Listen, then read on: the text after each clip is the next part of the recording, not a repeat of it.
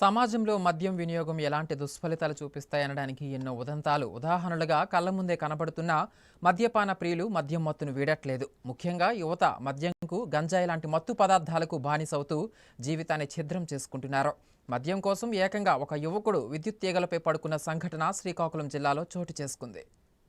పార్వతీపురం మన్యం జిల్లా పాలకొండ మండలం ఎం సింగాపురం గ్రామంలో మద్యం కోసం ఒక యువకుడు హల్చల్ చేసిన ఘటన ఆ గ్రామ ప్రజలను భయభ్రాంతులకు గురిచేసింది. ఎన్టీఆర్ సామాజిక పింఛన్ను అందుకున్న తల్లిని మద్యం తాగడానికి డబ్బులు అడిగాడు ఆమె కొడుకు యజ్ఞల వెంకన్న. డిసెంబర్ 31 సందర్భంగా వేడుకలు చేసుకోవటానికి మద్యానికి బానిసైన వెంకన్న తల్లిని డబ్బులు అడగటంతో ఆమె నిరాకరించింది. మద్యం మత్తులో ఉన్న వెంకన్న విచక్షణ మర్చిపోయి తల్లిని బెదిరించడానికి విద్యుత్ తీగలపై వెళ్లి పడుకున్నాడు. వెంటనే స్పందించిన గ్రామస్తులు విద్యుత్ ట్రాన్స్ఫార్మర్ డీపీ స్విచ్ ను ఆఫ్ చేయడంతో పెను ప్రమాదం తప్పింది. కన్నవారిని ఉన్న ఊరును నూతన ఆవిష్కరణలతో అభివృద్ధి చేయాల్సిన యువత ఇలా మద్యానికి బానిసై తల్లిదండ్రులకే భారమవుతున్నారని ఆ గ్రామస్తులు ఆవేదన చెందుతున్నారు.